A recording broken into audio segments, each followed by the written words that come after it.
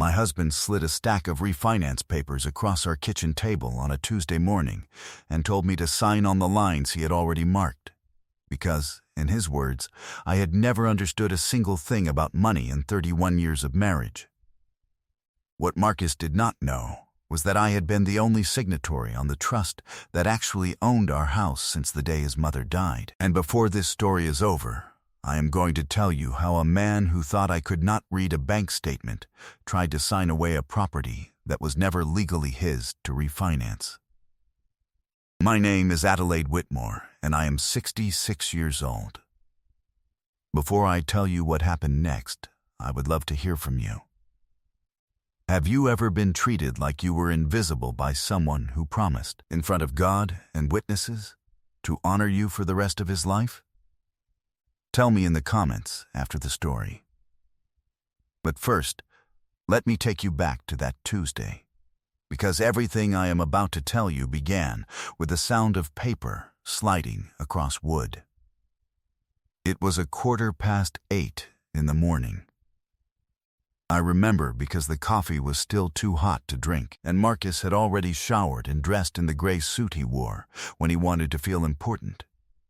He set the folder down between the sugar bowl and my reading glasses, and he tapped it twice with one finger, as you might tap a desk to get a slow child's attention. "I need you to sign these today," he said. "The rate locks at noon." "Don't make this complicated, Addie." I picked up my glasses. I did not put them on yet. I just held them, because I wanted to see his face before I saw the paper. "Sign what?" I asked. "The refinance." We talked about this. We had not talked about this. We're pulling equity out of the house. The new loan's in my name, cleaner that way, fewer signatures, less paperwork. Just initial the yellow tabs and sign the last page. He said the words "less paperwork" the way a man says a thing he has rehearsed in the car. And I knew, in that small kitchen with the coffee steaming, that something underneath those words was rotten. "How much equity?" I asked. He blinked. He had not expected a question, and certainly not a precise one. "What does it matter?" "Enough. We're consolidating some things." Consolidating. There it was again, another rehearsed word. "Marcus," I said, and I set my glasses down on the table, lenses up. "Whose name is on the deed to this house?" He smiled then, and it was not a kind smile. It was the smile he gave waiters who brought the wrong dish, patient and superior and certain that the world had simply failed to keep up with him. "Addie, sweetheart, you don't have to worry about that part. That's why you have me. You've never understood any of this. 31 years, and I have handled every dime that has ever come through this family. Just sign." I want you to hear that sentence again, because he said it to my face on a Tuesday morning, and he believed it completely. You have never understood any of this. I have handled every dime. I had been a certified public accountant for 41 years. I had reconciled the books for 3 different companies, audited a county hospital system, and managed a portfolio that, on that exact Tuesday morning, was worth a little more than $2.4 million, none of which my husband knew existed. I had also, 11 years earlier, been named the sole trustee of the Whitmore Family Trust, the legal entity that owned the very house he was now trying to refinance, the house he believed was his to borrow against. But I did not say any of that. Not then. I have learned over a long life that the loudest thing a woman can do is stay quiet and watch a man explain himself. "Let me read it first," I said. "I'll have it back to you by noon." He looked at me for a moment, and I think some animal part of him sensed the floor shift, the way you feel a draft and cannot find the open window. But he was Marcus, and Marcus did not believe in drafts he could not see. He picked up his keys. "Noon, Addie, the yellow tabs, and the last page. Don't overthink it." And he kissed the top of my head as you pat a dog before you leave for work. and he was gone, and the door clicked. And I was alone with the folder and the cooling coffee and 41 years of knowing exactly how to read every line of every page he had just handed me. I did not open it right away. I sat there, and I let the kitchen be quiet. And I want to tell you something I have never told anyone, which is that my first feeling was not anger. My first feeling was a terrible falling grief, because in that smile and that pat on the head I finally understood, all the way down, that the man I had loved for 31 years did not see me at all. He saw a function. He saw a signature with a hand attached. And then I opened the folder, and the grief turned into something colder and far more useful. If you have ever sat at your own kitchen table and felt yourself become invisible to the person who was supposed to know you best, then this story is for you. And I want you to stay with me to the end, because I promise you it does not end at that table. Do me one small kindness, though. If hearing an honest story about being underestimated means something to you, take 1 second and subscribe. Because there is a whole community of us here who were counted out and are still standing, and I tell these stories so that not one of us feels alone in the dark. Now let me show you what was inside that folder. Because Marcus made one mistake that morning, and it was not the refinance. His mistake was assuming I would not read it. The top page was a uniform residential loan application, and his name was on it, Marcus David Whitmore, listed as the sole borrower and, more interesting to me, as the sole owner of the subject property. The subject property was our home on Briarcliff Lane. Estimated value, $680,000. Proposed loan, $410,000. Cash out to borrower at closing, after paying off the small remaining first mortgage, approximately $320,000. $320,000 in cash, into an account I had never seen, on a loan secured by a house my husband did not own. I read it twice. Then I read the line that mattered most, the line about who held title, and I felt the whole shape of the last 11 years rearrange itself in my mind like furniture in a dark room when somebody finally turns on the light. Let me explain the house, because the house is the spine of this whole story. And if you do not understand the house, the ending will not land the way it should. Marcus's mother was a woman named Eleanor Whitmore, and Eleanor and I understood each other in a way Marcus never understood either of us. Eleanor had grown up with nothing in a part of the country that gave black families even less than nothing, and she had clawed her way to a small fortune through 40 years of running a chain of beauty supply stores that she expanded, one storefront at a time, while raising Marcus mostly alone after her husband passed. Eleanor trusted very few people. She did not, in the end, fully trust her own son, and I want to be careful and fair here, because Marcus is not a monster, and I will not pretend he is. But Eleanor had watched Marcus spend money he did not have his whole life, and she had watched the way he spoke to me, and she had made a decision. 11 years before that Tuesday, when Eleanor knew she was dying, she asked me to come see her alone. I drove out to her house, the big one on Crest Hill, with the wraparound porch, and I sat with her. And she held my hand with her thin fingers, and she told me the thing that would, more than a decade later, save me. "Addie," she said, "I am going to put the house on Briarcliff into a trust. And you are going to be the trustee, not Marcus. You, the trust, will own the house, and the trust answers to you and to the children after you, and to nobody else." I started to protest, because it felt wrong. It felt like coming between a mother and her son, and Eleanor squeezed my hand hard enough to hurt. "Listen to me. My son loves you the way a man loves a comfortable chair.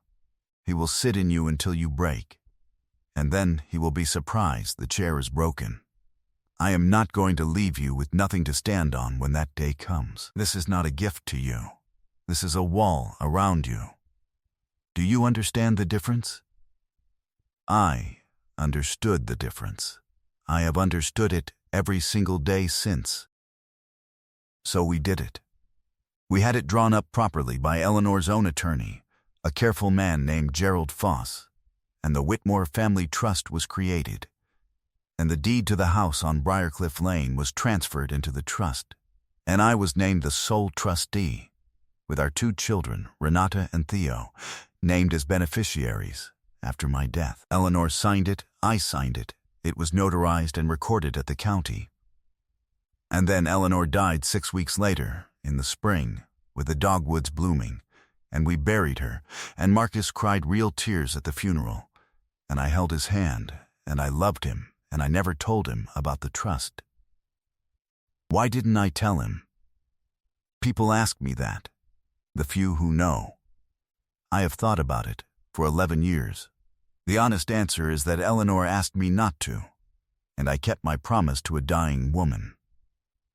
But the deeper answer, the one I am only now brave enough to say out loud, is that some part of me already knew she was right. Some part of me had already felt the chair-shaped love, the sitting until you break, and I was not ready to test whether the wall was real by telling the man it was built to keep out. For 11 years, the trust just sat there, recorded and quiet, paying the property tax out of an account I funded, owning the roof over our heads while Marcus walked around believing the house was his because his mother's name had once been on it, and because he was, after all, a man, and men own things.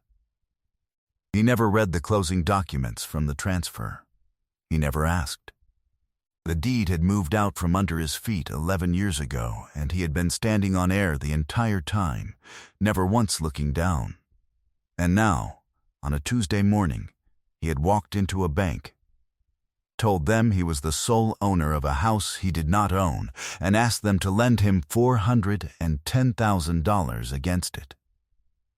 He had committed, without even knowing it, the beginning of a fraud, and he needed my signature on the last page, my signature to make it real.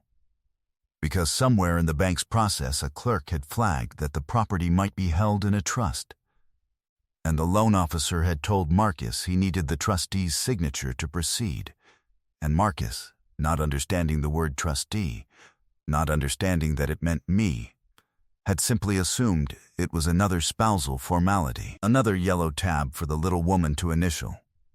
I sat in my kitchen with that folder, and I started, very slowly, to understand what I was actually holding. I was holding the truth. And the truth was that my husband had just asked me, the legal owner of our home, for permission to steal it, and he had no idea that was what he was doing. Now, you might think this is the part where I confronted him, where I marched down to the bank, or called him at his office, or laid the deed on the kitchen table and watched his face fall. I am 66 years old, and I have buried a mother-in-law and a sister and most of my illusions, and I will tell you what I have learned. The woman who shows her cards at the first hand loses the whole game. I did not confront him. I made coffee. I called the bank, not as his wife, but as Adelaide Whitmore, sole trustee of the Whitmore Family Trust, and I asked the loan officer a single, quiet question. And the answer to that question is where this story truly begins. Let me back all the way up, though. Because to understand why I did what I did, you have to understand the 31 years that came before that Tuesday, and you have to understand exactly how a smart woman ends up at a kitchen table being told she is too foolish to read a bank statement. It does not happen all at once. It happens like water wearing a stone, one small dismissal at a time. I met Marcus Whitmore in the autumn of 1991, at a wedding where I was the bride's accountant and he was the groom's cousin, and he was the most charming man I had ever met, and I want to be honest with you about that too, because if I paint him as a villain from the first minute, you will not believe the rest. He was charming. He was tall and easy, and he laughed with his whole chest. And when he found out I balanced the books for half the small businesses in our part of the city, he did not, that night, look bored. That night, he looked impressed. "A woman who runs the numbers," he said, holding 2 glasses of champagne, handing me one. "My mother runs the numbers too. The men in my family marry women smarter than they are. It's the only smart thing we do." And I laughed, and I should have written that sentence down and kept it, because it was the truest thing he ever said to me, and he spent the next 3 decades forgetting he had said it. We married 18 months later. I kept my practice. For the first decade we were, I think, genuinely happy, and we were partners in the way I had always wanted to be a partner. When Marcus wanted to leave his job at the insurance firm and open his own brokerage, it was my analysis that told him the timing was right. My spreadsheets that found the office space we could afford. My discipline that kept us solvent through the lean first 2 years when his commissions were thin. I built the financial floor he stood on to become the man he became. He knew it then. He thanked me then. There are anniversary cards in a box in my closet, in his handwriting, that say things like, "To the brains of this operation, and I would be bankrupt and alone without you." I kept those too. I will tell you the exact moment the water started wearing the stone, because I can still see it.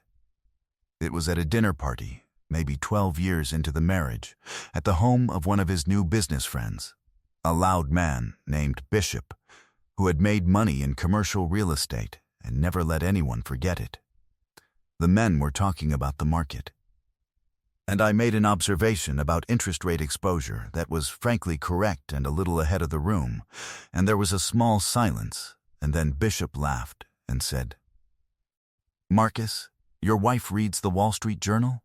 How adorable." And the table laughed. And I waited, in that half-second, for my husband to say what he had said at that wedding. "The men in my family marry women smarter than they are." He did not say it. He laughed with them. And then he put his hand on my knee under the table, a small pressure that meant let it go. And he said, "Addie's got a head for the little stuff. Keeps the checkbook straight. Keeps the checkbook straight." As though I had not just told the room something Bishop would lose money ignoring, which he did, 8 months later, exactly the way I said he would. There was another one, 2 years after Bishop's table, that I think about even more, because it was not in public, and so there was no excuse of an audience. We were buying a piece of property, a small commercial building Marcus wanted for the brokerage, and I had gone through the deal start to finish, and I had found a problem in the title work. An old easement that would have cost us dearly down the road. The kind of thing you only catch if you actually read every page of the closing documents. Which I did, because I always did. I brought it to Marcus at home, in private, just the 2 of us, and I explained the easement and what it would cost us, and why we needed to renegotiate, or walk away. And my husband, in our own living room, with no one watching, listened to me for about 30 seconds, and then waved his hand and said, "Addie, the lawyers handle the legal stuff. You don't need to play lawyer. You don't need to play lawyer." As though I had been playing, as though 41 years of reading documents that controlled people's lives was a game I put on like a child in her mother's shoes. We bought the building. The easement cost us $31,000 4 years later, exactly as I had said it would, and when it did, Marcus complained for a week about the lawyers who had missed it. The lawyers. Never once remembering that his wife had brought him the exact problem, by name, in his own living room, and been told she was playing. I never reminded him. I want you to understand that. I had the receipts. I had the proof. I could have laid it on the table and said I told you so, and I did not. Because I had already learned the lesson the women in my family knew, which is that being right out loud in front of a man who needs to be the smart one costs you more than it costs him. And you bank the proof, and you wait, and one day the bank pays out all at once. It took 23 years for that particular account to pay out. It paid out at a bank with gray couches and soft music, all at once, with interest. That was the first stone-worn groove. Marcus learned that night at Bishop's table that he could get the warmth of those men by making me smaller, and that I would let him, because I loved him and because I did not yet understand what it would cost. And I did let him. For years I let him, in 100 small rooms, hand my competence to other people as a joke. The little stuff. The checkbook. Addie worries about the coupons, and each time, a little more of what Eleanor had seen came true. He sat in me. He sat in me until I started, very quietly, to crack, and the cracking was so slow that I did not even feel it as pain. I felt it as tiredness. I felt it as the particular exhaustion of a woman who has stopped expecting to be seen. Here is a thing I have learned, and I want you to take it with you no matter how your own story is going. The people who underestimate you are not usually lying about your worth on purpose. They have simply found it more convenient to believe you're small, because a small woman is easier to sit on. The danger is not their belief. The danger is the day you start believing it too. And I came close, in those middle years, so close to believing it. I let my practice wind down.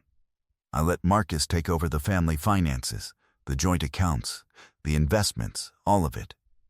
Because he wanted the control, and I was so tired of fighting to be respected in my own marriage that I gave it to him. All of it. The floor I had built, and then handed over the keys to. But I want you to notice something, and it is the hinge of the entire story. I gave him control of what he could see. I never gave him control of what he could not. The trust stayed mine. And the $2.4 million, well, let me tell you about the $2.4 million, because that is the part Marcus would have given anything to know, and the part he made absolutely certain, with his contempt, that he would never find out. When my older sister Coralie died 14 years ago, she left me everything she had, which was more than anyone expected. Because Coralie had been a quiet woman who taught high school chemistry for 35 years and invested every spare dollar with the patience of a saint and the timing of a prophet. She left me her portfolio, and by then I had already started to feel the cold coming off my marriage, and I made a decision that some people would call cold, and that I will, to my last day, call survival.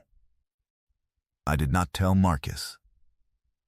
I took Coralie's portfolio, and I put it in an account in my name alone, an account he did not know to look for, and over 14 years I managed it as I had once managed 3 companies' books, carefully, patiently, reinvesting every dividend, and it grew, and it grew, and on the Tuesday morning he told me I had never understood money. It stood at $2,411,000. I was not hiding it to leave him. I want to be clear about that. For years I told myself I was simply keeping Coralie's memory separate from a marriage that had started to make everything it touched feel small. But there is a harder truth underneath, and I will give it to you, because you have stayed with me this long, and you deserve my honesty. I was building a wall, just like Eleanor taught me. I had 2 walls now, the trust and the account, and I had built them both in the quiet, brick by brick, in the years when my husband was busy laughing at the woman who keeps the checkbook straight. He thought I had nothing he had not given me. He had no idea that I had, very deliberately, made sure that everything that truly mattered was something he had never given me at all. I want to tell you about the lean years, the first 2 years of Marcus's brokerage. because those years are why his contempt at the kitchen table cut the way it did. When Marcus left his salaried job to hang out his own shingle, we had a little over $9,000 in savings and a mortgage and a 4-year-old daughter, and his commissions in those first months were thin to the point of invisible. I want you to understand that I am the one who kept us alive.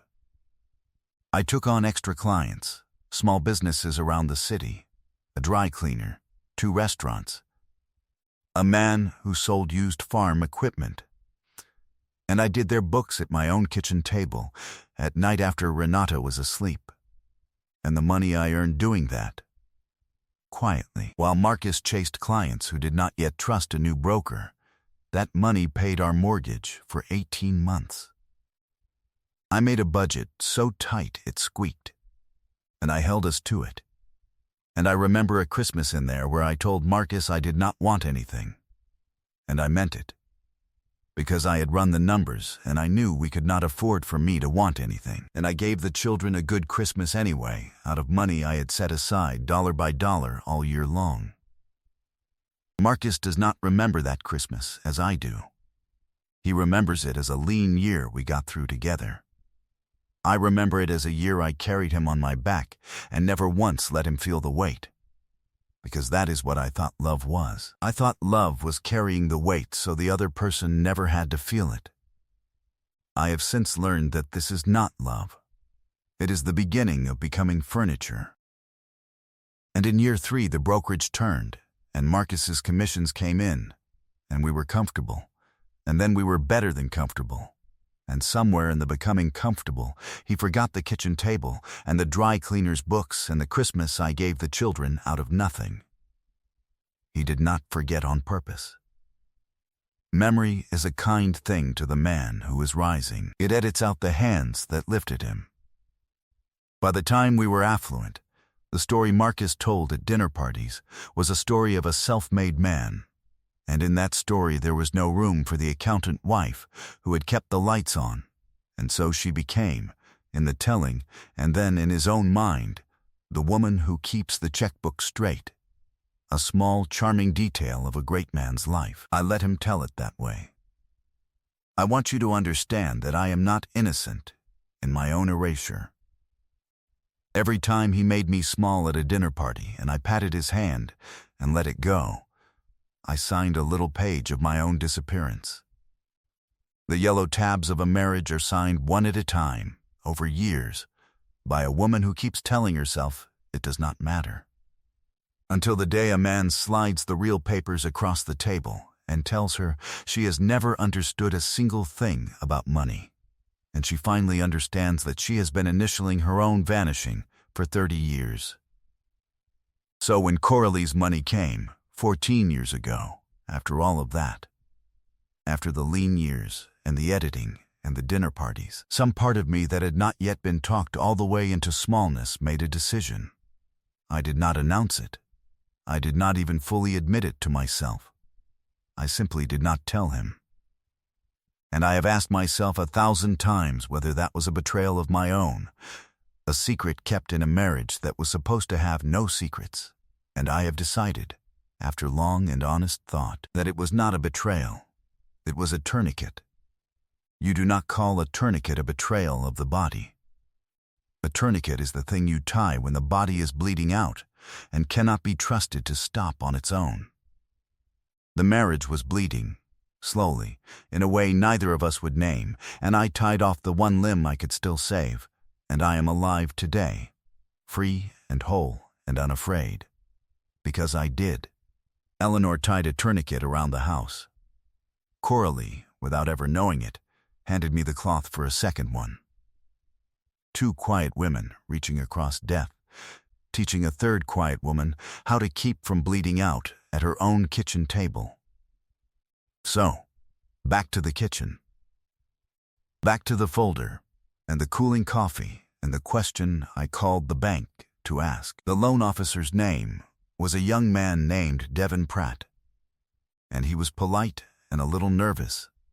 And when I introduced myself as the sole trustee of the Whitmore Family Trust, owner of the property at Briarcliff Lane, There was a pause on the line, and I could hear him pulling up the file, and I could hear, in the small sounds he made, the exact moment he realized that the man who had been sitting in his office that week, confidently calling himself the sole owner, had been wrong.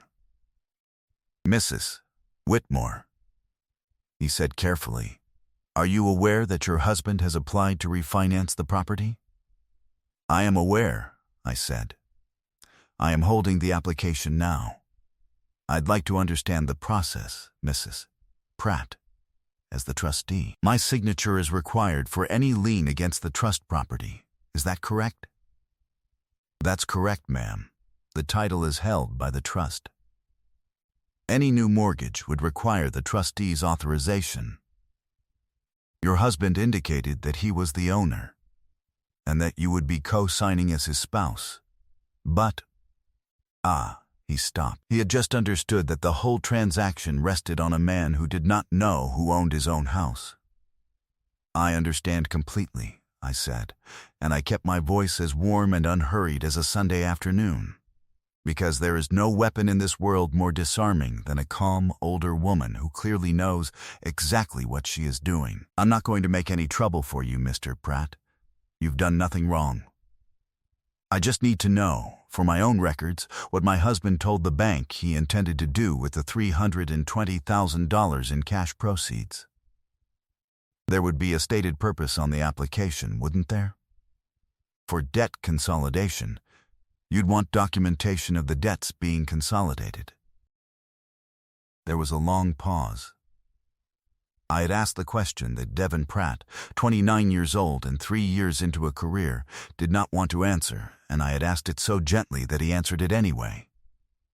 "He listed it as debt consolidation, ma'am," Devin said. "But the underwriter flagged it because the debts he documented don't add up to the cash-out amount. There's a gap of about $240,000 between the debts he listed and the cash he requested. We'd asked him to clarify the purpose of the remaining funds, and he hadn't gotten back to us yet. $240,000. Unaccounted for. A gap." I thanked Devin Pratt very kindly, and I told him I would be in touch about the trustee authorization, and I asked him, please, as a professional courtesy, not to discuss our conversation with my husband, because, I said, I wanted to surprise him. And Devin, hearing a sweet old woman talk about surprising her husband, said, "Of course, ma'am." And he meant something tender by it, and I meant something else entirely, and we hung up, and I sat in my kitchen, and I looked at the gap. $240,000 that my husband wanted to pull out of a house he did not own, for a reason he could not document, into an account I had never seen. Now, I am an accountant. I have spent my life staring at gaps in numbers, and I will tell you a truth about gaps. A gap is not nothing. A gap is something you have not found yet. And I was going to find it. I want to pause here and tell you something, because some of you listening have been exactly where I was that morning, holding a piece of paper that proves the person you love is doing something they should not be doing, and feeling the ground tilt. And I know that the temptation, in that moment, is enormous. The temptation is to scream, to call him at work and read him the riot act, to feel the hot, righteous, completely justified rage and let it out all at once. Because how dare he? After everything, how dare he? And I am here to tell you, as a woman who chose the other path, that your rage is correct and your rage is precious, and you should not spend it on a phone call. Bank it. Let it compound. Like a good investment, the reckoning that comes from cold patience is worth 1,000 times more than the satisfaction of a hot afternoon. I learned that from Eleanor, and from Coralie, and from 41 years of watching numbers reward the patient and punish the impulsive, and it is the truest thing I know. So I did not scream. I made a list. The first thing on my list was to find out where the money was supposed to go. and to find out, I did not need to confront Marcus. I needed to do what I had always done, which was read. Marcus had a home office, a room I almost never entered, because for years it had been understood that the office was his, a place of important man business that the woman who keeps the checkbook straight need not concern herself with. And in that room, in a drawer he did not bother to lock because he could not imagine I would ever look, were the answers. I want to be careful telling you this part, because I did not enjoy it. Going through my own husband's desk felt like a violation, even though the man had just tried to refinance a house out from under me. I sat in his chair, and I smelled his cologne in the room, and I felt, again, that falling grief. And I made myself keep going. Eleanor's voice was in my head. This is not a gift to you. This is a wall around you. What I found in that drawer rearranged the furniture in the dark room one more time. There were credit card statements I had never seen, for cards I did not know existed. 3 of them, all in his name, all carrying balances. The smallest about $18,000, and the largest a little over $60,000. There were past due notices. There was a letter from a man named Calloway, on the letterhead of an investment group I did not recognize, referencing, in the careful threatening language these things always use, an outstanding obligation of $190,000 and a discussion of consequences if it remained unresolved. And there was a brochure, glossy and expensive, for a marina development in another state, a thing called Harbor Reach Estates, with a handwritten note in the margin, in Marcus's handwriting, that said simply, "In for 200, talk to him about the rest." I sat there for a long time with that brochure. My husband had lost money, a great deal of it, money I did not even know we had to lose, on something, and he had borrowed against more, from people whose letters used the word consequences, and now he was trying to pull every dollar of equity out of a house he did not own to cover a hole he had dug in the dark, while telling me, the whole time, that I was the one who did not understand money. The man who could not stop sitting in the comfortable chair had been, all these years, quietly setting the chair on fire, and the refinance was his attempt to put it out with my house, with my mother-in-law's legacy, with the wall Eleanor had built to keep him out. And here is the thing that, even now, takes my breath. He was not even doing it to hurt me. That is the part that grief never quite lets go of. He was doing it because, in his mind, I genuinely did not count. The house was his because everything was his. My signature was a formality because I was a formality. He had erased me so completely, over 31 years of little stuff and checkbooks and coupons, that he could plan to refinance our home to cover a secret debt and feel, the whole time, that he was simply managing his own affairs. I was not a partner he was betraying. I was furniture he was rearranging. I did not stop at the brochure. An accountant does not stop at the first surprising number, because the first surprising number is never the whole truth. It is only the loose thread, and you pull a loose thread to find the seam, and you follow the seam to find the garment. So I sat in his chair for 2 more hours that morning, and I did what I have done my entire professional life, which is reconstruct a set of books from the outside in. I had the 3 hidden credit cards, and from the statements I built a timeline of his spending, month by month, going back 3 years. And the timeline told a story even uglier than the brochure. He had not lost the money all at once in one bad swing. He had been bleeding for 3 years. There were the markers of a man chasing losses, the classic pattern I had seen 100 times in failing small businesses, the escalating bets, the borrowing from one card to pay the minimum on another, the cash advances at terrible rates that only a desperate or a foolish man takes, and Marcus was not foolish, so he was desperate. and he had been desperate for 3 years across the same dinner table where he told me I worried too much about coupons.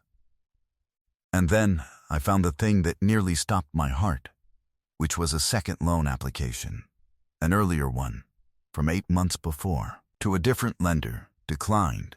And on that declined application, he had not listed me at all, not even as a spouse.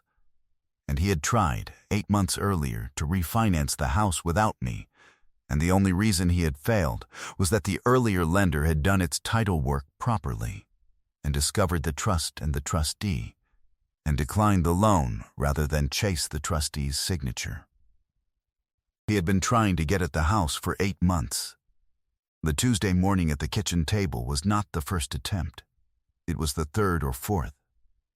The wall Eleanor built had already silently stopped him at least twice before, 8 months ago and who knows when else, and he had never even known it was a wall he was hitting. He thought he was hitting bad luck and incompetent lenders. He had been hitting his own mother's love over and over in the dark and bouncing off, and never once understanding why the house he was so sure he owned kept refusing to be borrowed against. I photographed every page.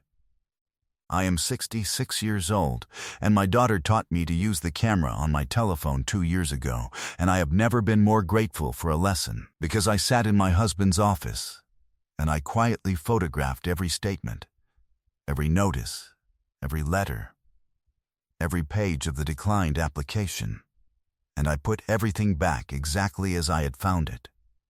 The brochure at the same angle, the drawer to the same depth.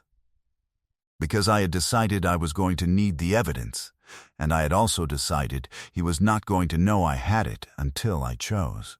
Then I emailed the photographs to myself and to a folder Renata could access, and I closed his office door, and I went and washed my hands at the kitchen sink for a long time.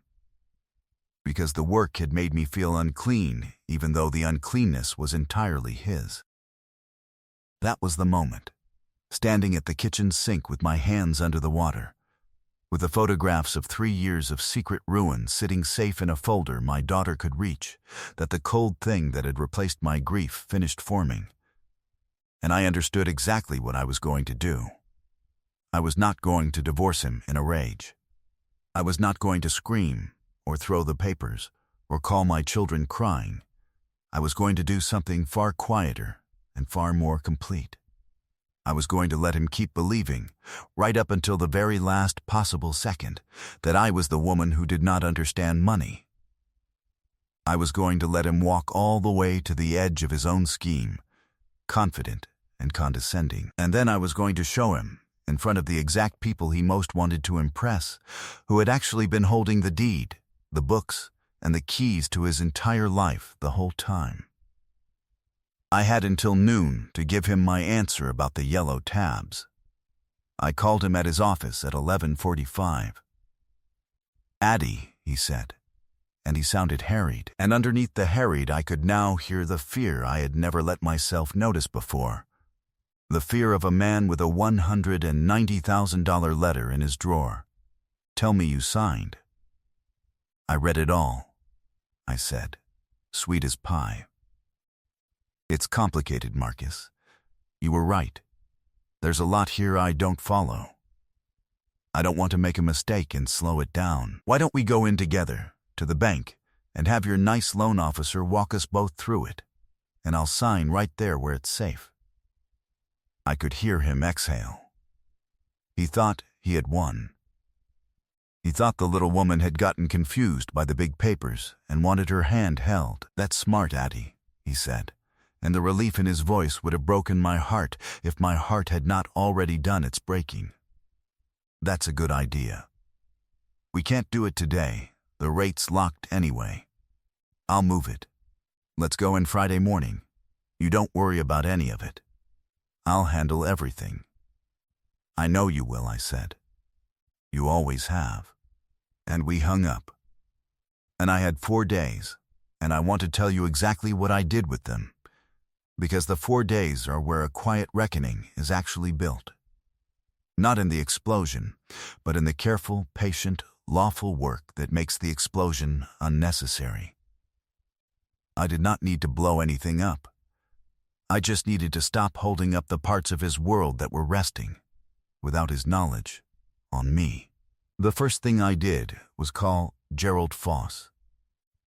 Gerald Foss was Eleanor's attorney, the careful man who had drawn up the trust 11 years before, and he was older now, semi-retired.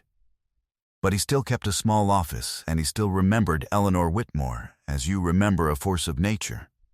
And when I called him and told him who I was and why I was calling, there was a silence on the line. And then he said, in the dry voice of a man who has seen this exact movie before, "So it has finally happened. Eleanor told me it would.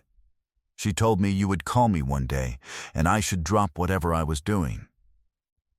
Come in tomorrow morning, Mrs. Whitmore. Bring the application your husband gave you."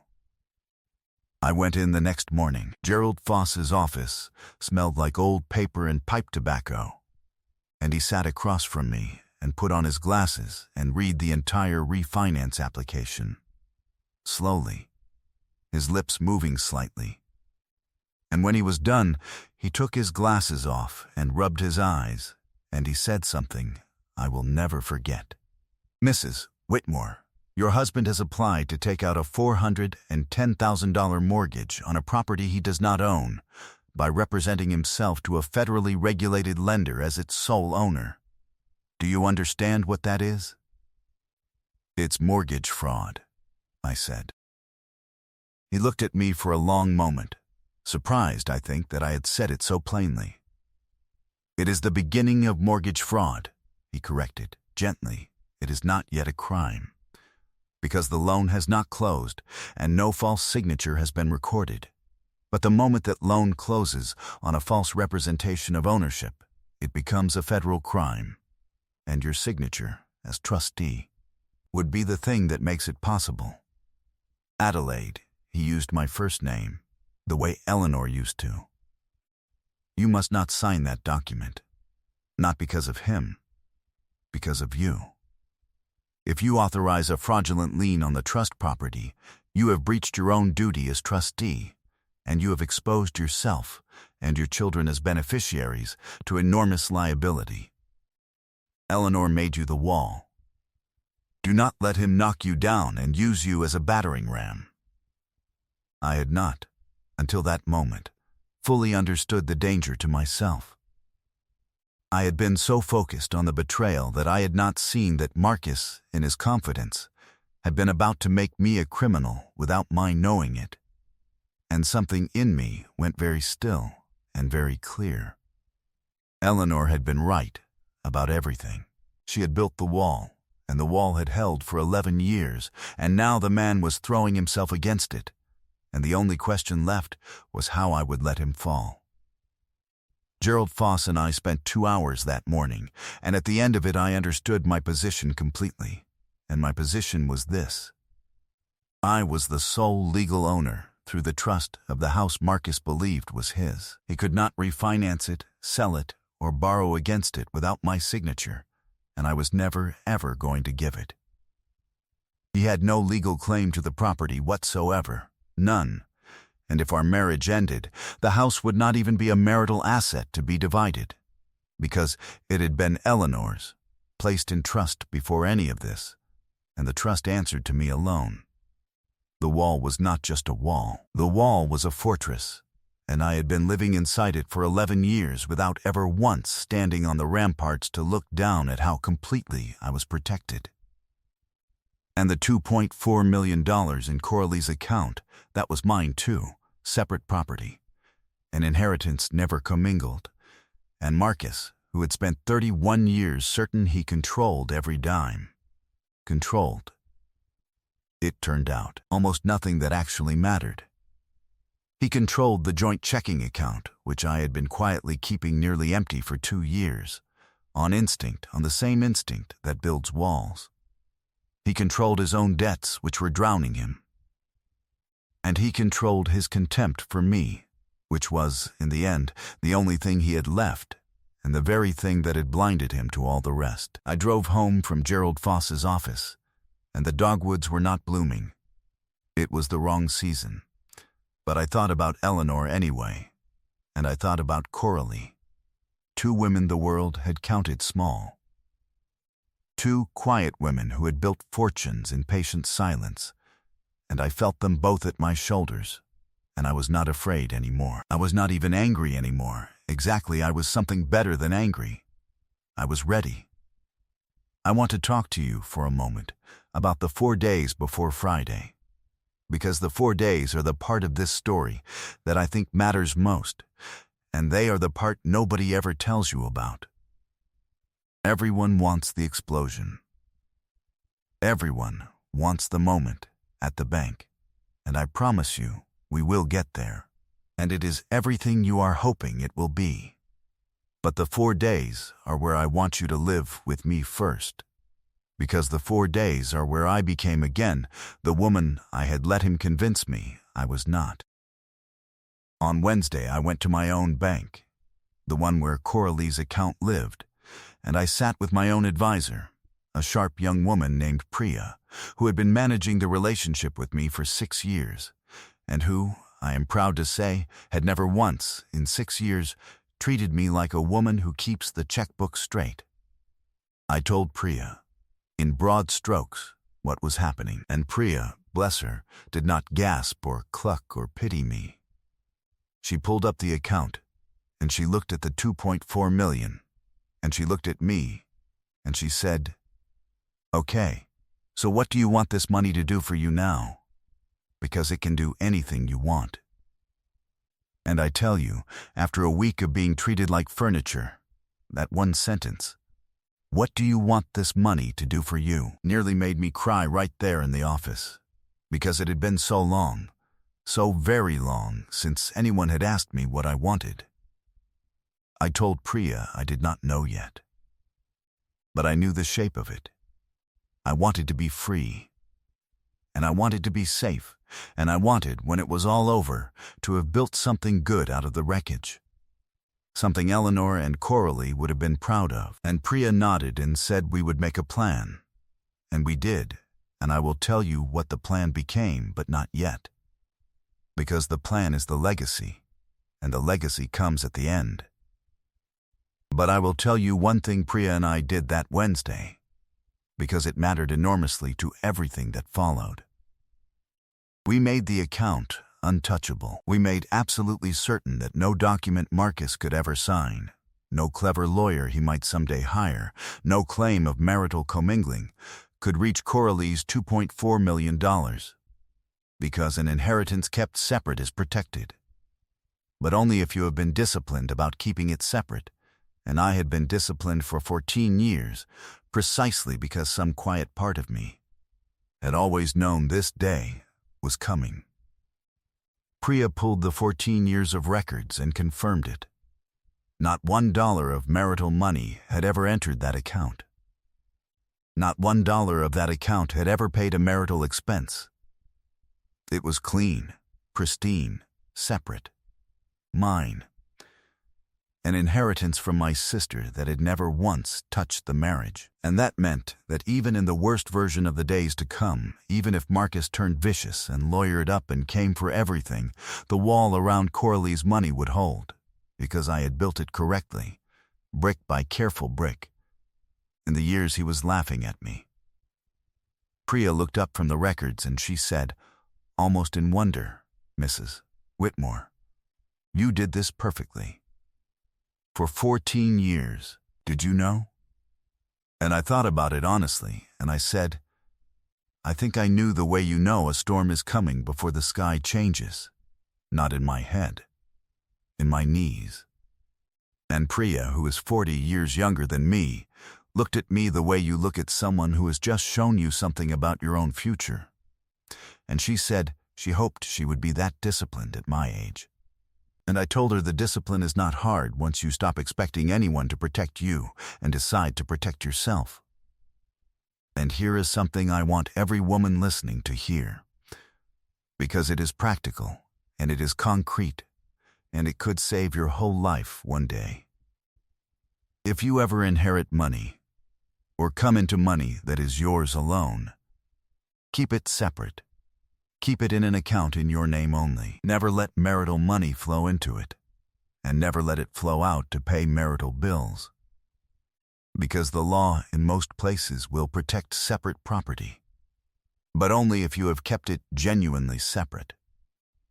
And the day you find yourself across a kitchen table from someone sliding papers at you, the discipline of 14 years of clean records will be the wall between you and ruin. I did not learn this from a betrayal. I learned it from being an accountant, and I am giving it to you for free. Because nobody gave it to the women in my financial literacy classes. And not having it is how so many of them ended up signing the yellow tabs. On Thursday, I called my children. This was the hardest part, and I want to be honest about it. Because betrayal in a family is never clean. And our children were not children. They were grown. Renata 36 and Theo 33. And they had their own ideas about their father, formed over a lifetime of watching the same dinner party scenes I had watched. I called Renata first. Because Renata is like me, she runs the numbers. She is a financial analyst at a firm downtown, and she has never once in her life been fooled by a charming man.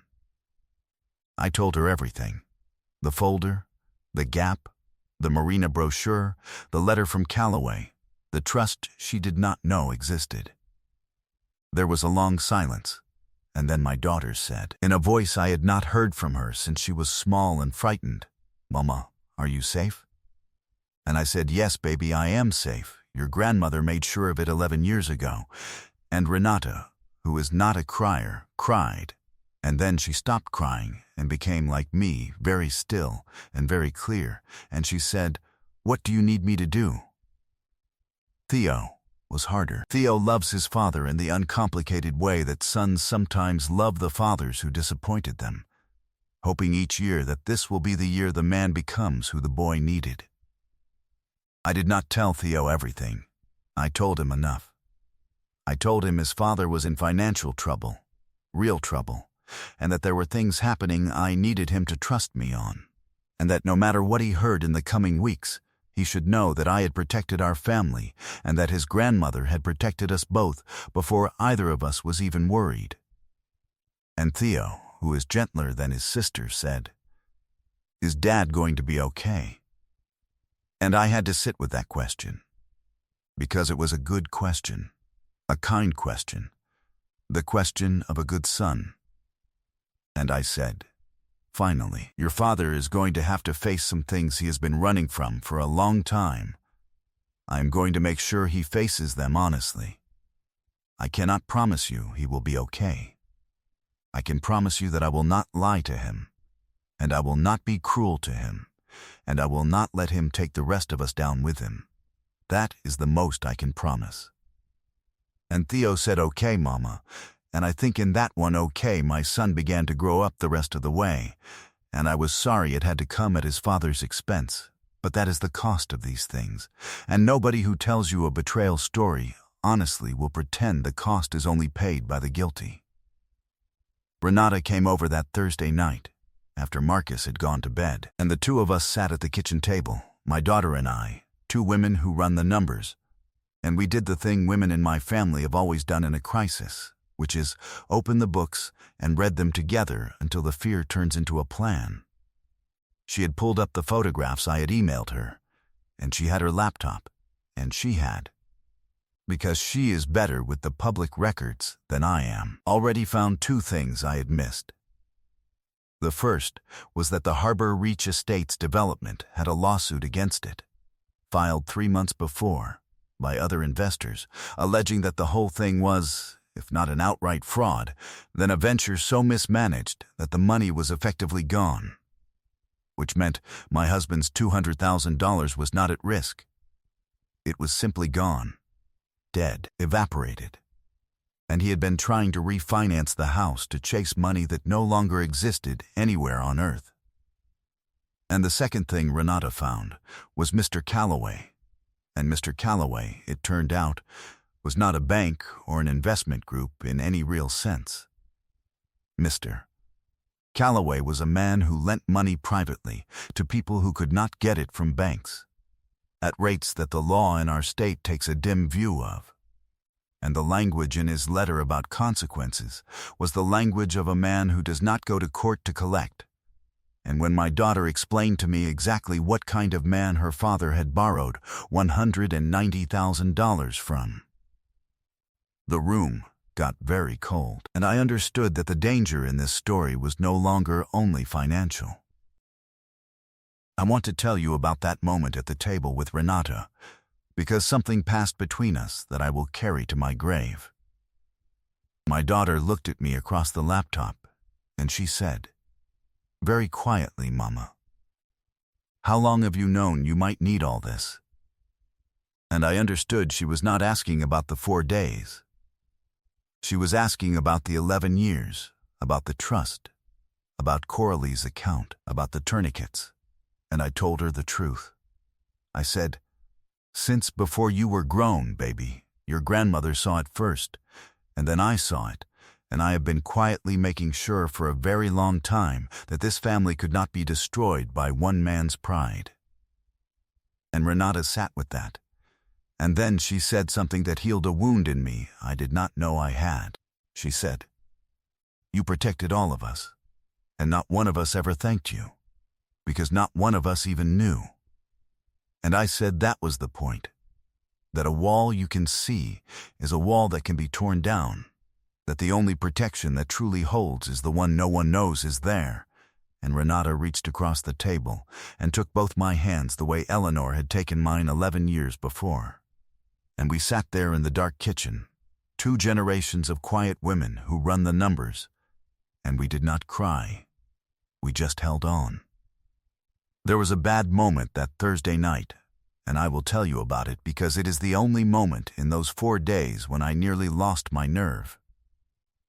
Marcus came downstairs. We heard him on the stairs, and Renata closed the laptop fast, and I stood up and put the kettle on as if I were simply an old woman who could not sleep, and he came into the kitchen in his robe, and he looked at the 2 of us, his wife and his daughter, at the table at midnight, and for one terrible second I saw suspicion cross his face. The animal sense of a draft from an open window he could not find. "What are you 2 doing up?" he said, and there was an edge under it. And Renata, my brilliant girl, did not miss a beat. She rolled her eyes and said, "Mom can't sleep, and she's making me look at retirement accounts, Dad. It's thrilling. Please save me."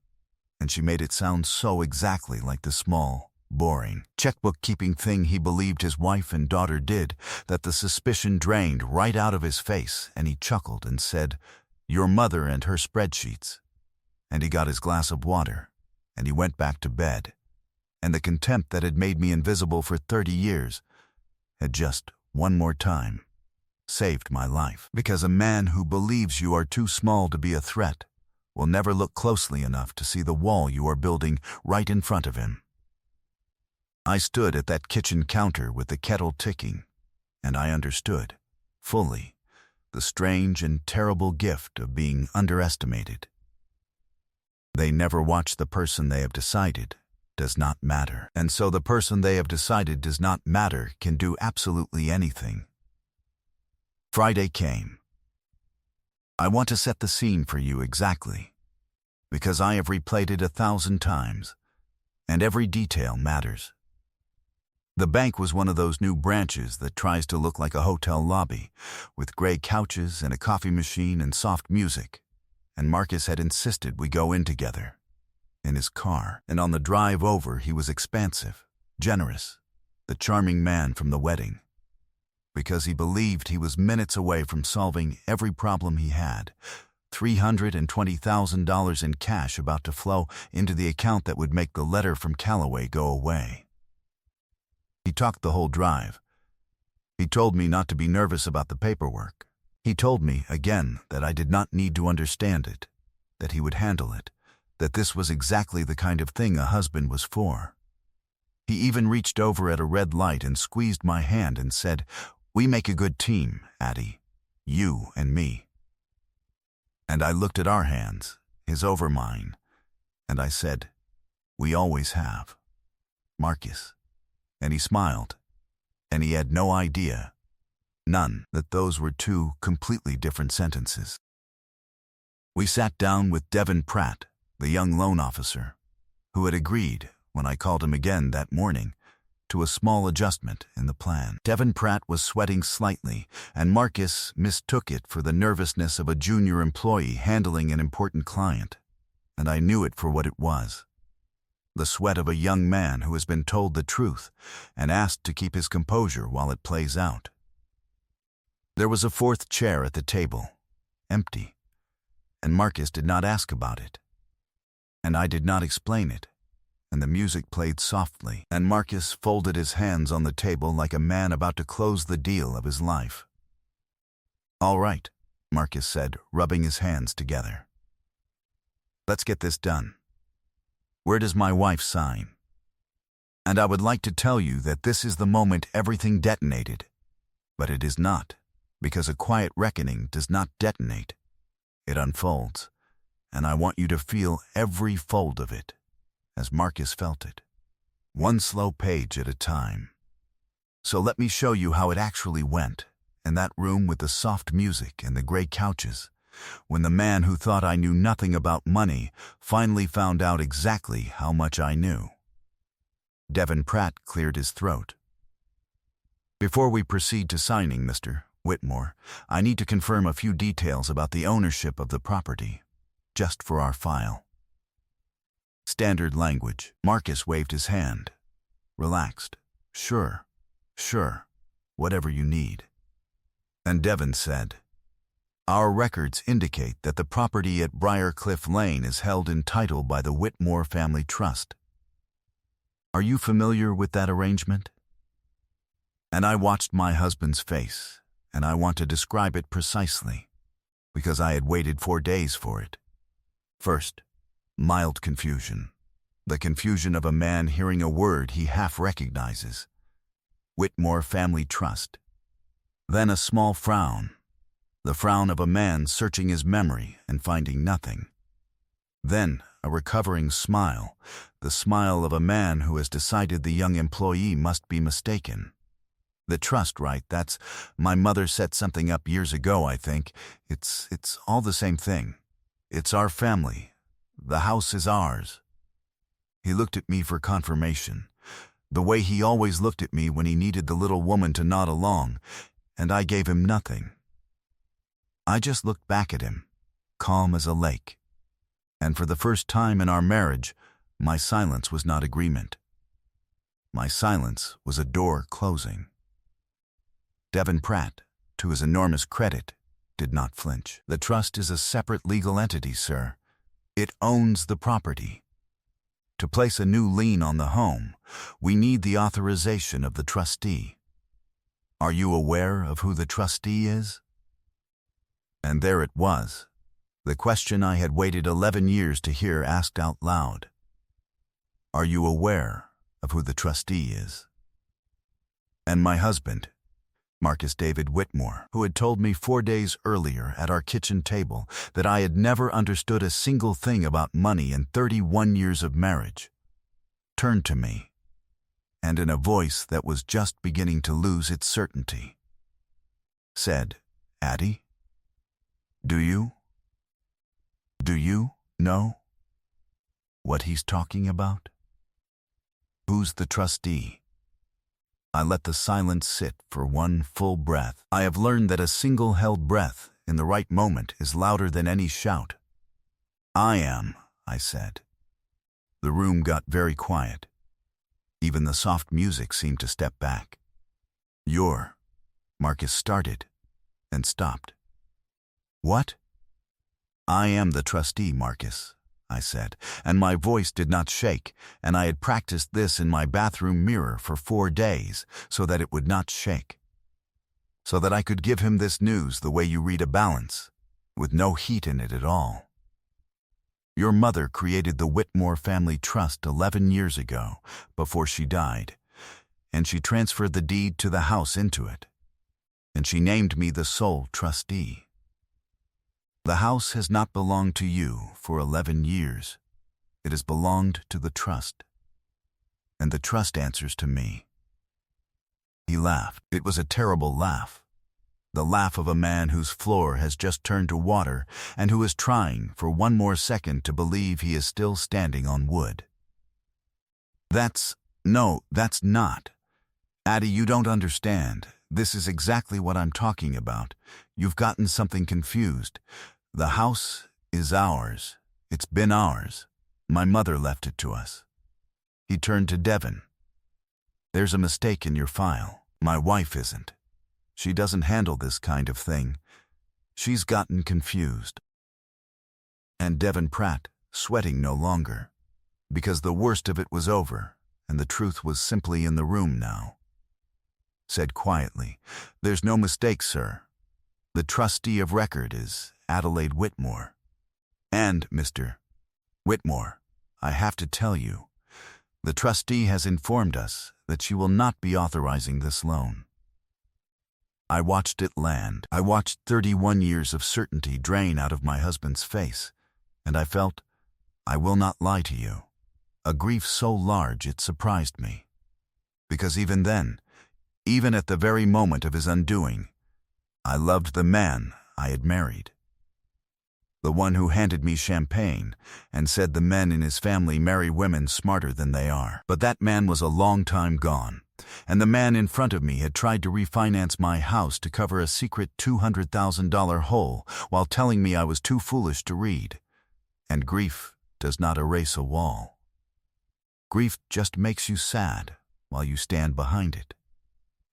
"Adelaide," he said, and he had not called me Adelaide in years. Only Addie. Only the small name. "What is happening? What are you doing?" And this was the moment. This was the moment I had built for 4 days and, I think, in some buried way, for 11 years. I reached into my bag and I took out a folder of my own, a plain manila folder, nothing dramatic, and I set it on the table, and I opened it, and I turned it to face him. "This is the recorded deed," I said, showing the transfer of the property to the trust, dated 11 years ago, notarized and filed at the county. "This is the trust document, naming me as sole trustee. This is a letter from Gerald Foss, your mother's attorney, the man who drew it all up, confirming everything I have just told you." I laid each page down as I named it, slowly, the way you lay down a winning hand, one card at a time, so the other player can read the whole thing before he understands he has lost. "And this," I said, and I set down the last page, "is a copy of your loan application, in which you represented yourself to this bank as the sole owner of a property you have not owned for 11 years. In order to borrow $410,000 against it, of which $240,000 you could not account for." He stared at the pages. He did not touch them. "I read it all, Marcus," I said gently. "Tuesday morning, while you were at work. You told me to just sign the yellow tabs, and instead I read every page, the way I have read every page of every important document in our entire life together, including the ones you laughed at me for reading. I know about the credit cards. I know about Mr. Calloway and the $190,000. I know about Harbor Reach Estates and the $200 you put in and the rest you went looking for. I know all of it. I have known for 4 days, and the reason I did not say anything for 4 days is the same reason your mother made me the trustee instead of you. Because I do not panic, and I do not lie, and I do not set my own family's house on fire to put out a fire I started in the dark. I read.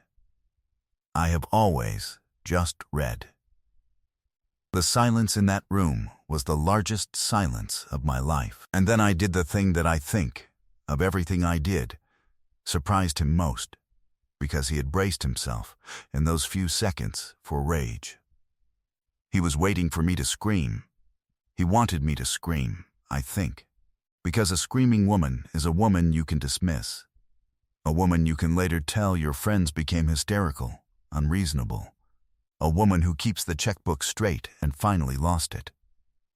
I did not give him that. I closed the folder. I folded my hands on top of it. And I said, in the same calm voice, I am not going to authorize this loan. Not now, not ever. The house is safe, because your mother made sure it would be safe from exactly this. And now you and I are going to go home, and you are going to tell me the whole truth about everything. And then we are going to decide together what happens to the rest of our lives. But the house, Marcus, the house was never yours to lose. It was hers. And she left it to me to keep, because she knew, 11 years ago, that one day you would try to do exactly this. Your mother knew you better than you ever let me know you. And she loved you enough to stop you, even after she was gone. That last part broke him. Not the deed, not the loan, not the exposure. The fact that his own mother had foreseen this, had sat with me in her dying weeks and built a wall against her own son. Because she loved him and did not trust him, and knew the difference. The way I had learned the difference. He put his face in his hands at that gray table in that bank that looked like a hotel lobby, and Marcus Whitmore, who had never in 31 years let me see him cry except at funerals, wept, and I let him, and I did not reach for him, and I did not gloat, and Devin Pratt very quietly gathered his papers and gave us the room. Now, you have stayed with me through the worst of it, and I am grateful, more grateful than you know, because telling it out loud is its own kind of reckoning, and there is something in me that heals a little each time someone hears it and understands. So before I tell you what happened after, the part that I think is the real reckoning, the quiet one, the one that came in the months that followed, let me ask you the thing I have been wanting to ask you since the kitchen table, when you have been underestimated by someone who should have known better, when they have looked right past everything you are and seen only what is convenient for them to see. What did you do with that? Did you scream? Or did you go quiet and build your wall? There is no wrong answer. I just want to know I am not alone in this, the way I hope you know, now, that you are not alone either. Tell me in the comments. Tell me where you are listening from, and what time it is in your part of the world, because I read them, every one. And this story is as much yours as it is mine. Because here is what I have learned, and it is the thing I most want you to carry out of this story. A reckoning is not the moment you destroy someone. A reckoning is the moment you stop being available to be destroyed. The bank was not my revenge. The bank was just where the truth happened to come out. The real reckoning was 11 years in the making, and it was built not out of anger but out of a dying woman's love and a quiet woman's patience. And it asked nothing of me except that I keep reading the pages everyone told me I was too simple to understand. Let me tell you what happened after the bank, because the after is where the dignity is. And the dignity is the whole point. We drove home in silence, and at home, at the same kitchen table where it had all started 4 days before, Marcus told me the truth. All of it. It took 3 hours and most of a box of tissues, and it was uglier and sadder and more human than I had imagined. The marina investment had been a desperate swing, an attempt to make back money he had already lost in 2 earlier bad bets he had also never told me about. Bets he made because, somewhere in the last decade, the charming, successful man I married had started to feel himself slipping, had started to feel old and outpaced and afraid. And instead of telling me, instead of bringing it to the woman who had built his financial floor in the first place, he had hidden it, because he had spent so many years making me small that he could no longer imagine me as someone who could help him. He had dismissed me so thoroughly, for so long, that when the day came that he desperately needed exactly the thing I was best at in all the world, he could not even see that I was sitting right across the table. He told me how it had started, the first bad bet, 4 years before, a stock tip from one of Bishop's friends that he had put real money into without telling me because, he admitted, he had wanted, just once, to make a great deal of money on his own. By his own cleverness, without the accountant wife checking his math, because some part of him had always resented that the floor he stood on had been built by my hands, and he had wanted, for once, to build something himself. And it had failed, the way a thing built by a man who refuses counsel usually fails, and instead of telling me, he had doubled down to win it back. The way the desperate always do, and that had failed worse. And then, he was in a hole. And the hole had its own logic.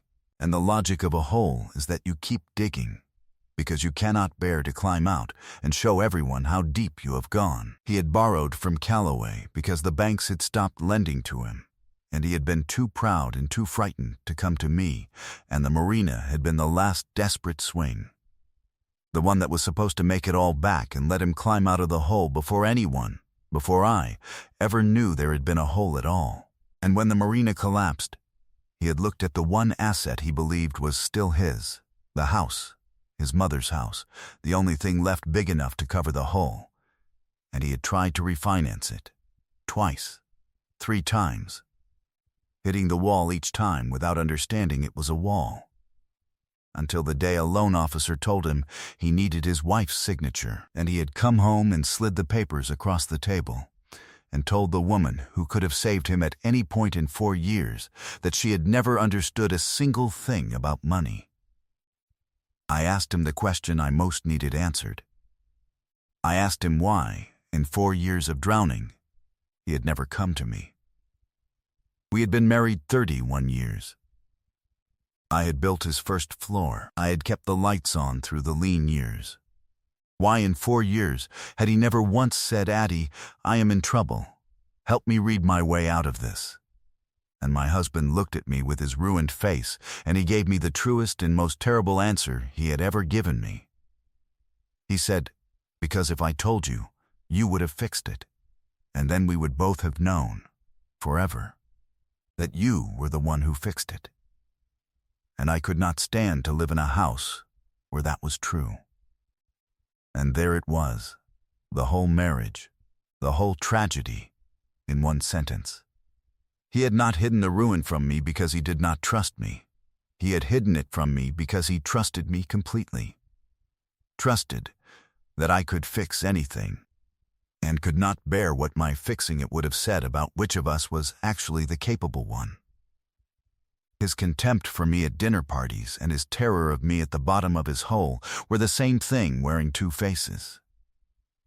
He had made me small in public for 30 years precisely because he knew, privately, that I was the larger of the 2 of us, and he could not live inside that knowledge. And so he had spent 3 decades trying to shrink the truth down to a size he could survive. Do you understand the shape of that? It is the saddest shape I know.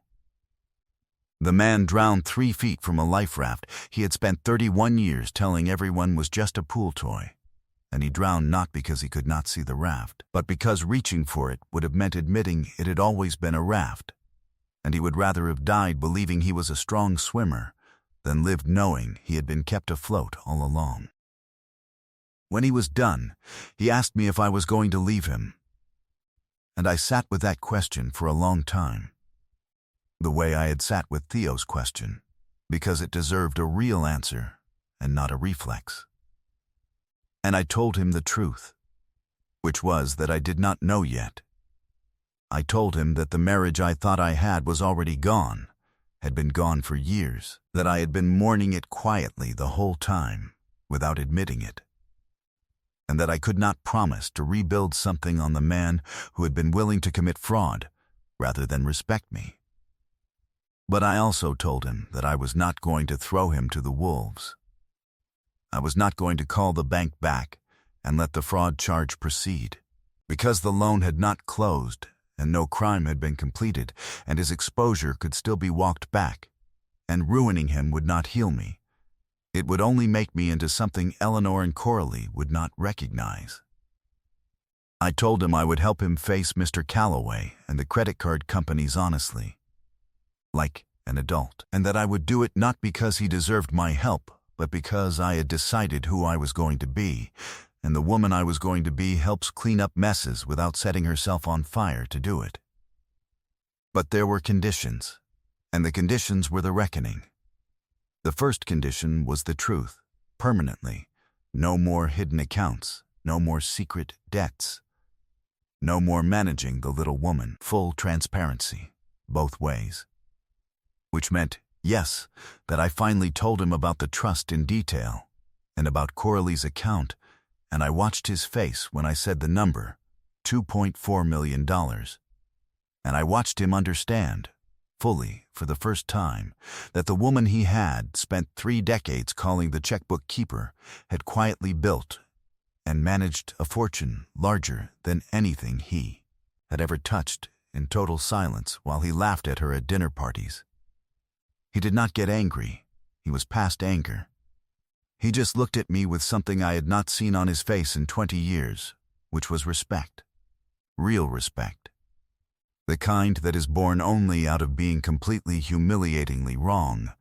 And he said, very quietly, "You were always smarter than me."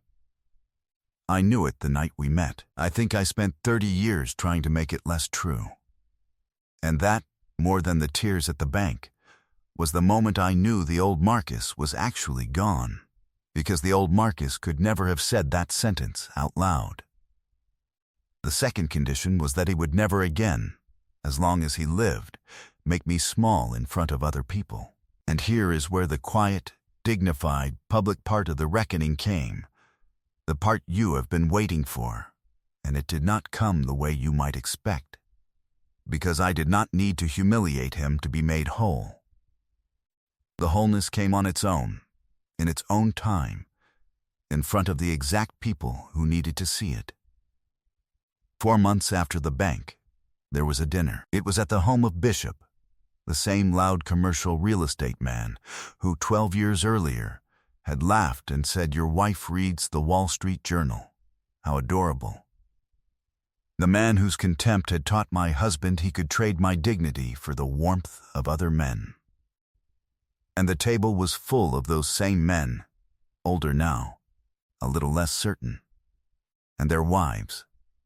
And the conversation turned, as it always did, to money, to the market, to a development deal Bishop was struggling to make work. A thing he was clearly anxious about and clearly losing on. And the men were giving him advice that was confident and wrong, and I sat at the end of the table the way I always had, quiet. The woman who keeps the checkbook straight, and Marcus, my husband, my changed and chastened husband, put down his fork, and he said to the whole table, in a voice that carried, "You know who you should ask about this? Addie. My wife is the smartest person at this table about money, and I mean that, and I have been a fool for 30 years not to say it. Bishop, you remember when you laughed at her for reading the journal? She was right that night, and you lost your shirt that year, and you'd have kept it if you'd listened to her. Ask her about your deal. I'm serious. Ask her." The table went quiet. Bishop's face did a complicated thing, and every man at that table turned to look at me. The woman they had spent a decade not seeing, and for the first time in my married life, my husband had handed me, in public, not my smallness, but my truth. He had not done it for show. He had done it because he had finally, at 68 years old, become a man who could. And I want to tell you that I dazzled them. I want to tell you I tore Bishop's bad deal apart in front of everyone and let them all see me shine. But that is not what dignity does, and dignity is the whole point of this channel and the whole point of my life. I looked at Bishop, and I saw a frightened man making a bad bet. The same frightened man my husband had been, and I said, simply, "Bishop, I'd be glad to look at your numbers. Call my office Monday." And I sipped my water, and I let it be, and the conversation moved on, but something in that room had permanently rearranged.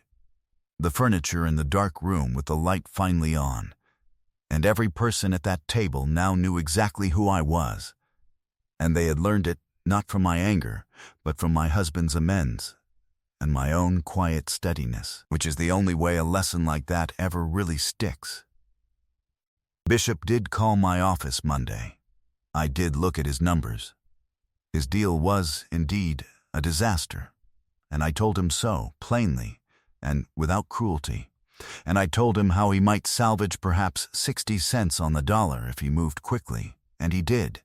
And he saved himself a great deal of money, and he has never, in the years since, called me adorable. He calls me Mrs. Whitmore, and there is a different sound in his voice when he says it now. I want to tell you what one of the wives said to me in the kitchen after that dinner, because it is the part of that night I keep closest. Her name was Sylvia, and she had sat across that same table for years. Another quiet woman, another keeper of another checkbook. And she found me by the sink while the men talked, and she touched my arm, and she said, very low, so the others would not hear, "I have watched them do that to you for 15 years. The reading the journal thing. The little jokes. I always wanted to say something and I never did, because if I had, they would have started doing it to me. And I looked at this woman I had sat near for 15 years and never really known, and I understood that the table had been full of us the whole time, full of clever women being made small so that the men could feel large, each of us alone in it, each of us thinking we were the only one. And I took her hand, and I said, "It is not too late, Sylvia. It is never too late to learn to read the pages." And I gave her my card, and I told her about the fund, and Sylvia, who is 61 years old and has a head for numbers she has been hiding for 40 years because it was safer, comes to my classes now, and last month she caught a problem in her own family's estate documents that would have cost her children a fortune. And she called me, breathless, the way you call someone when you have just discovered you can do a thing you were told all your life you could not do. That is the real reason Marcus speaking up at that dinner mattered. Not because it vindicated me, because it cracked open a room full of silent, capable women, and out of that one cracked open room, 2 of them found their way to a place where they would never be made small again. So, did I stay with Marcus? I have not told you, and I have made you wait, and I will tell you now. I did not, in the end, stay married to him in the way we had been married, but I did not leave him to drown, either. We restructured everything, our finances, our home, our lives, with full honesty and a great deal of help from Gerald Foss and from Priya and from my own steady hand. The hidden debts were faced and paid down, slowly, painfully, honestly, mostly from Marcus's own income and the sale of things he should never have bought, and I did not pay them for him. Because a wall is not a checkbook, and I will not become the thing he can sit on again.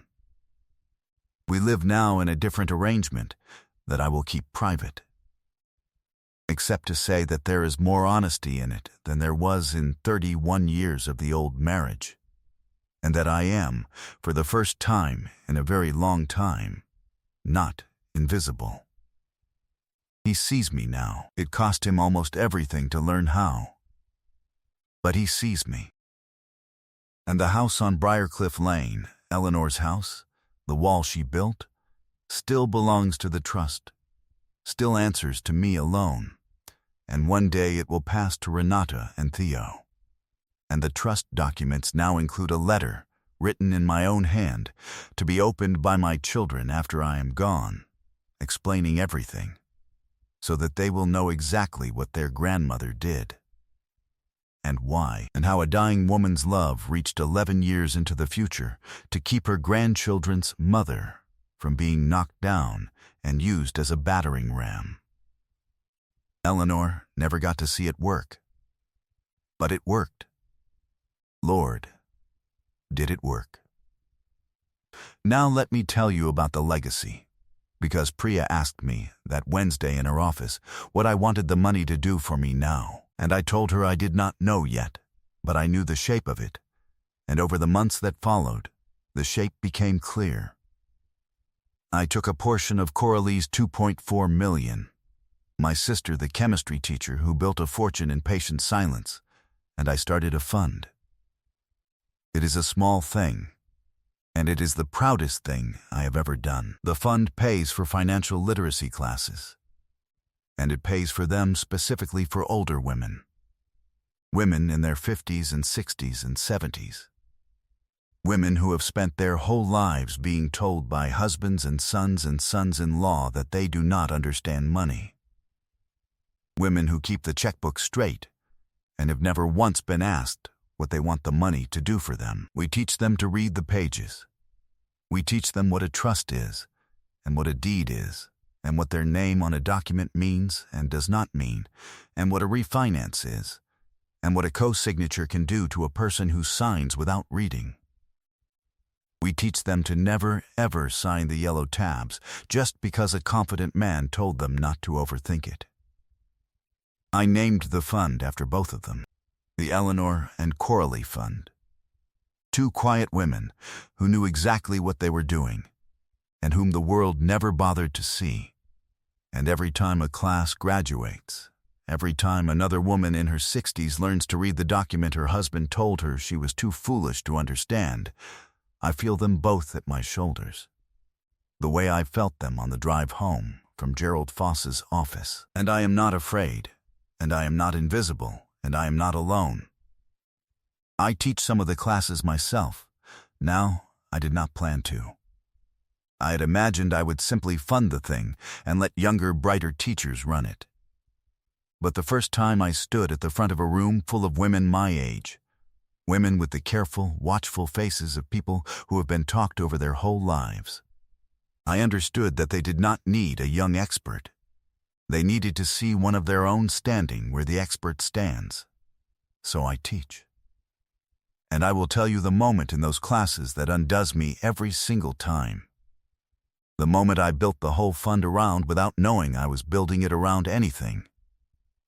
It is the moment a woman, usually toward the back, usually one who has not said a word for 3 weeks, raises her hand and asks a question about her own situation, and you can hear, in the careful way she asks it, that she is describing her own kitchen table, her own folder, her own husband or son sliding papers at her and telling her not to overthink it.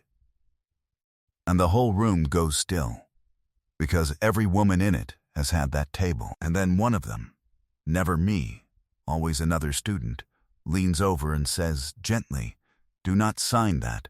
Honey, bring it here Tuesday, and we will read it together." And that, right there, is the reckoning. Not the bank. That, women who were each made small alone, discovering they are enormous together. One woman in my very first class, I will call her Miss Dorothy because I have not asked her permission to use her name, came to me after the 3rd session with a refinance application her son had given her to sign. Her son, who had told her, exactly as my husband told me, that she did not understand these things and should just sign where he had marked. And Miss Dorothy had learned in 3 sessions just enough to be frightened instead of obedient. And she brought it to me. And we read it together, every page. And we found that her son was trying to take out a reverse mortgage on the house she owned outright. The house she had paid off over 40 years of cleaning other people's homes, and pull the equity out for himself, leaving her. At 73, with a debt against the only thing she had ever owned. We stopped it. She stopped it, with her own 2 hands, because she had learned to read the pages. And the day she told me she had told her son no, The first no she had ever told that boy in 50 years. She stood a full inch taller. I swear to you she did, and I thought about Eleanor's wall. And I understood that I was not building one wall anymore. I was teaching women to build their own, one read page at a time, and that is a thing that does not stop when I am gone. That is a thing that compounds, like a good investment, across a whole community of women who used to sign the yellow tabs and now read every line. That is the reckoning, not the bank. The fund, the bank was just the day the truth came out. The reckoning is every woman who will never sit at a kitchen table on a Tuesday morning and sign away her own home because a man she loved told her she had never understood a single thing about money. The reckoning is that I took the worst thing that ever happened to me and turned it into a wall around women I will never meet. Eleanor told me 11 years ago that the trust was not a gift but a wall, and that I should understand the difference. I have spent my life understanding differences. The difference between a partner and a comfortable chair. The difference between rage and patience. The difference between a reckoning and revenge. And the most important difference of all, the one I want you to carry out of this story and keep for the rest of your life. The difference between what other people decide you are worth and what you actually are. Because here is the last thing, and then I will let you go. The day Marcus slid those papers across the table and told me I had never understood money, I felt, for one terrible moment, the old temptation to believe him. 31 years of being made small had built a small place in me that was ready to agree. And the only thing that saved me, the only thing, was that I had spent 11 years quietly, knowing the truth in the dark, where no one could talk me out of it. I knew who I was, even when the only person who was supposed to know me best had completely forgotten. And that knowledge was the wall. Your knowledge of your own worth, kept safe in the dark where no one can laugh it out of you, is the only wall that is ever held against anything. So whatever they have decided you are, whoever has looked past you, whoever has slid their papers across your table and told you not to overthink it, I want you to do one thing for me. Read the pages anyway. Read every single page, because your value is not determined by the people who fail to see it. It never was. It is determined by the quiet, patient, unkillable fact of who you actually are, and that, my friend, is a wall that no one can refinance out from under you. If this story touched your heart, and if you have ever been the woman, or known the woman, who was told she understood nothing and turned out to understand everything, stay a moment longer and tell me about it. Tell me about your kitchen table, your folder, your Eleanor, your wall. And tell me whether in your own story you found that the deepest reckoning came from anger or from patience, from leaving or from staying, from tearing it all down, or from quietly building something new out of what was left. There is no wrong answer, and I want to hear yours. Leave it in the comments and tell me where in the world you are listening from and what the hour is where you are, because we are a quiet, patient, unkillable community of people who were counted out and are still standing, and I want to know you are out there in the dark with me, reading the pages. If you have not yet, subscribe and stay close, because I have more stories like this one, true in the ways that matter, about people the world decided to overlook, and who turned out to be holding the deed, the books, and the keys all along. My name is Adelaide Whitmore. I am 66 years old. I read every page. And your value is not determined by the people who fail to see it. Thank you for sitting with me. Until the next story, take care of yourself, read every page, and know your worth, even in the dark, especially in the dark.